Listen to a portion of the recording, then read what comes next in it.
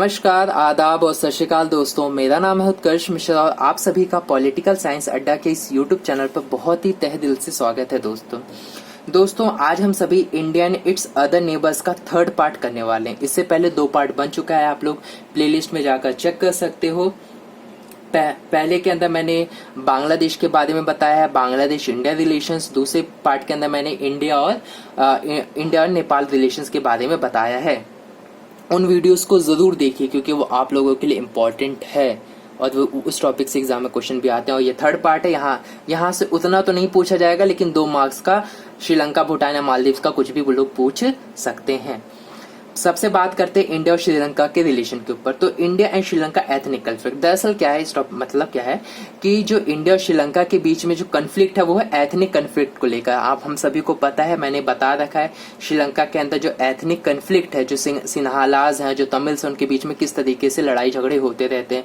तो इस वजह से जो इंडियन तमिल्स है वो इंडियन गवर्नमेंट के ऊपर प्रेशर डालते हैं कि श्रीलंका के अंदर अभी भी जो तमिल्स की सिचुएशन है वो सही नहीं है, उनके साथ अभी भी जाति हो रही है, तो इंडिया गवर्नमेंट कुछ कर दो। तो इस वजह से लेकर थोड़ा डिस्प्यूट है क्योंकि श्रीलंका उस तरीके से कदम नहीं उठा पा रहा है तमिल्स के लिए अपने देश श्रीलंका के अंदर।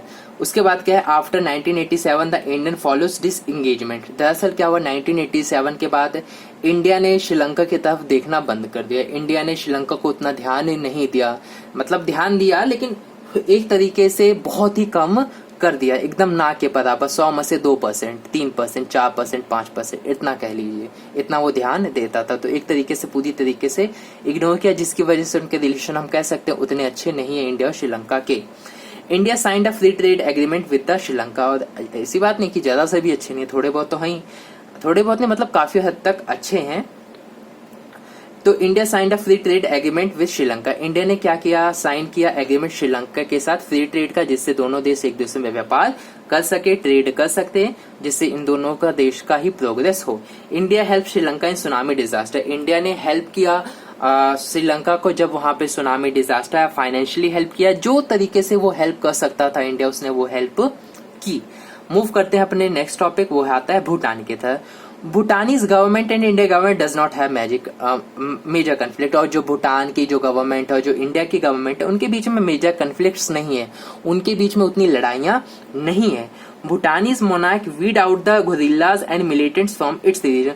और जो भूटानीज जो मोनार्की गवर्नमेंट है, उन्होंने क्या किया कि उनके रीजन के अंदर जो गुरिल्लाज थे, जो मिलिटेंट्स थे, यानी ऐसे लोग या ऐसे ग्रुप्स जो वहां पर भूटान के अंदर रहकर, जो ईस्ट का हमारा रीजन है ये, जब फॉर एग्जांपल अरुणाचल प्रदेश हो गया, आसाम हो गया, उनके अंदर उपद्रव करते हैं, उनके अंदर अपने लोगों को भेजकर इंडियन गवर्नमेंट को भला बुरा कहने की कोशिश करते हैं, इंडियन गवर्नमेंट के ऊपर ब्लेम करते हैं कि इंडिया गवर्नमेंट आप लोगों के लिए कुछ नहीं करे, फूट डालने की कोशिश करते हैं हमारे नॉर्थ ईस्ट के लोगों पर।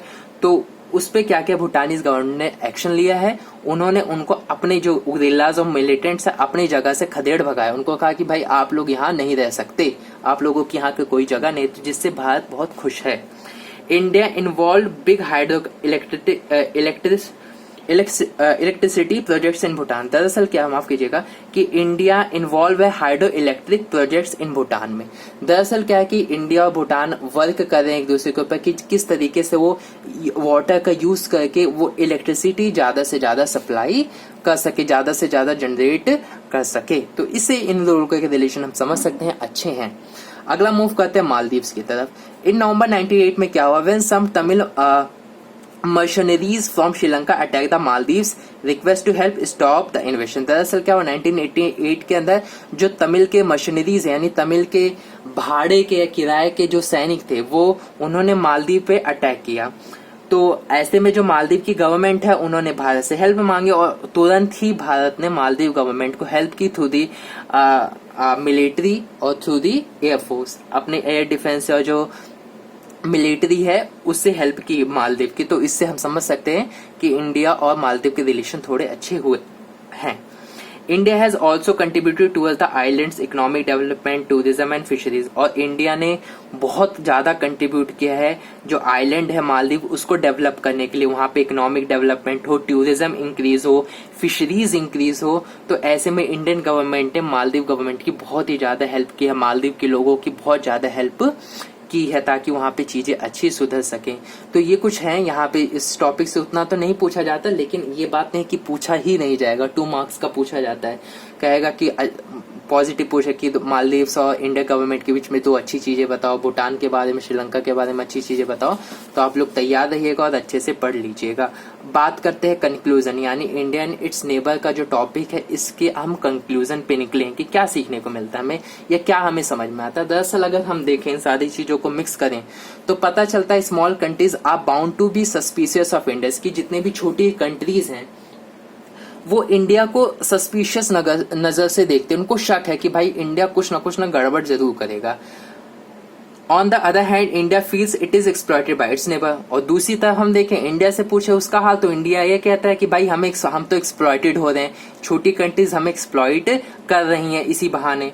तो इंडिया थोड़ा ये कहता है। अगर आगे दूसरे पॉइंट को देखें तो India does not like the political instability in these countries. India ज्यादा सा भी ये नहीं चाहता कि इन देशों के अंदर, छोटे देशों के अंदर पॉलिटिकल इंस्टेबिलिटीज हो। क्यों नहीं चाहता? fearing it can help outside power to gain influence in the region on the other hand, वो इस वजह से ये नहीं चाहता कि इन छोटी कंट्रीज के अंदर पॉलिटिकल इंस्टेबिलिटी हो, क्योंकि फिर जो उनके पड़ोसी देश है, जो बड़े बड़े देश हैं, वो इन पर आकर आक्रमण कर देंगे या अपने कह सकते हैं अपना उस इलाके के अंदर, उस रीजन के अंदर अपना इन्फ्लुएंस और बढ़ा देंगे और धीरे धीरे करके उनको वो खा जाएंगे, या कह लीजिए उनको अपने देश में एंटर करवा लेंगे। और ये बात के लिए जो छोटी कंट्रीज है उनके लिए ही प्रॉब्लम होगी। तो भारत इस वजह से नहीं चाहता कि पॉलिटिकल इंस्टेबिलिटी हो। वहीं अगर दूसरी तरफ हम देखें तो the smaller countries fear that India wants to be a regional dominant power. तो वहीं पर जो छोटी स्मॉल कंट्रीज है वो ये कहती है कि भाई वो अपना डोमिनेंट पावर चाहता है। वो जो साउथ एशिया की जो कंट्रीज हैं उनके अंदर वो अपना डोमिनेंट चाहता है। वो चाहता है कि जो इंडिया का दबदबा रहे, इस वजह से वो हमारी चीजों में इंटरफेयर करने की कोशिश करता रहता है। आई होप आप लोगों की वीडियो अच्छी लगी होगी और आप लोग बता सकते हो मुझे वीडियो कैसी लगी कमेंट करके। दूसरी चीज, आप लोग मुझे, अगर आप सोशल हैंडल यूज करते हो तो आप लोग वहां पे मुझे देख सकते हो, मेरी प्रोफाइल आप लोग चेक कर सकते हो। आप लोग मुझे इंस्टाग्राम पे मिल सकते हो, आप लोग मुझे फेसबुक पे, आप लोग मुझे ट्विटर पे, जहाँ पे भी आप लोग मुझे मिलना चाहो आप लोग मुझे वहां पर मिल सकते हो। तो चलिए मिलते हैं आप लोगों से नेक्स्ट वीडियो में, तब तक के लिए बाय बाय।